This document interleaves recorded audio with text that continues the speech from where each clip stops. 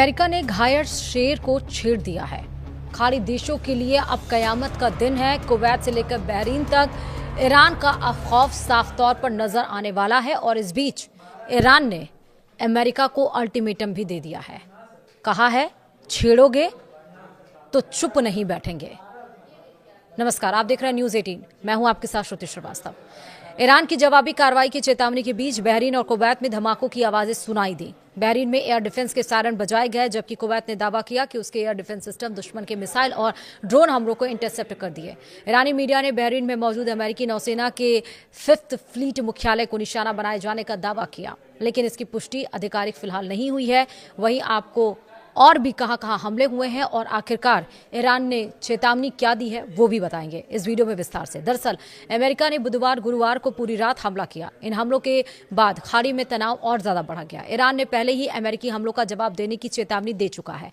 ऐसे में पूरे गल्फ क्षेत्र में हाई अलर्ट घोषित कर दिया। गुरुवार को बहरीन और कुवैत में धमाकों की आवाजें सुनाई दी। वहीं खाड़ी के देशों में जहां जहां भी अमेरिका के सैन्य ठिकाने हैं, उनके लिए गुरुवार का दिन एक बार फिर से किसी बुरे सपने से कम नहीं है, यानी आज 9 जुलाई का दिन। पश्चिम एशिया के देशों को डर है कि उनके ऊपर हमला हो सकता है। वहीं ईरान की सरकारी प्रेस टीवी के अनुसार चाबहार और कोनारक में भी 10 धमाकों की आवाजें सुनी गई हैं। अबू मूसा द्वीप पर भी 10 धमाके हुए हैं। बंदर अब्बास में 8 और सीरीक में 3 धमाके हुए हैं। चाबहार में एक अस्पताल पर हथियारों का मलबा गिरा है। अमेरिकी हमले में शहीद बेहश्ती पोर्ट, कलंतरी पोर्ट और समुद्री यातायात नियंत्रण टावर को भी नुकसान पहुंचने की खबर है। वहीं बहरीन के गृह मंत्रालय ने हवाई हमले के सायरन बजने की पुष्टि की और लोगों से अपील की है कि घबराएं नहीं और तुरंत अपने सबसे नजदीकी सुरक्षित स्थान पर चले जाएं। मंत्रालय ने सोशल मीडिया पर जारी संदेश में कहा कि सभी नागरिक और निवासी शांत रहें और सुरक्षा निर्देशों का पालन करें। उधर कुवैत की सेना ने कहा कि उसके एयर डिफेंस सिस्टम दुश्मन के मिसाइल और ड्रोन हमलों को इंटरसेप्ट कर रहे हैं। सेना के मुताबिक लोगों को जो धमाके की आवाजें सुनाई दी वे एयर डिफेंस सिस्टम की कार्रवाई की वजह से हैं। हालांकि कुवैत ने यह नहीं बताया कि हमला किस तरफ से हुआ है। समाचार एजेंसी AFP के मुताबिक सायरन बजने के कुछ ही देर बाद बहरीन की राजधानी मनामा में भी कई धमाकों की आवाजें सुनी गई। इस बीच ईरानी मीडिया ने दावा किया कि बहरीन में मौजूद अमेरिकी नौसेना के 5th फ्लीट मुख्यालय को निशाना बनाया गया। हालांकि अमेरिकी या बहरीन के अधिकारियों ने अभी तक इस दावे की पुष्टि नहीं की है।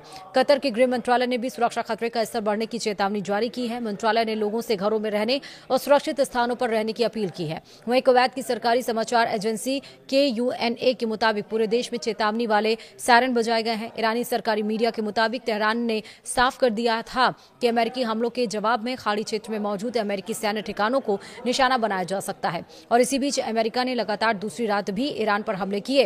अमेरिकी सेंट्रल कमांड यानी कि सेंटकॉम का कहना है कि इन हमलों का मकसद स्ट्रेट ऑफ हॉर्मुज में जहाजों की आजादी को खतरा पहुंचाने की ईरान की क्षमता को कमजोर करना है। वहीं सेंटकॉम ने ईरान पर कमर्शियल जहाजों के खिलाफ आक्रामक कार्रवाई का भी आरोप लगाया।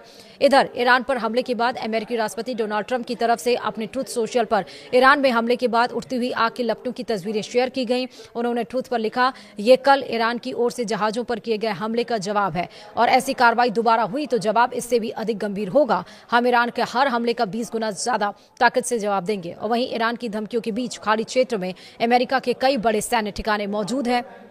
कौन कौन से हैं वो समझिए।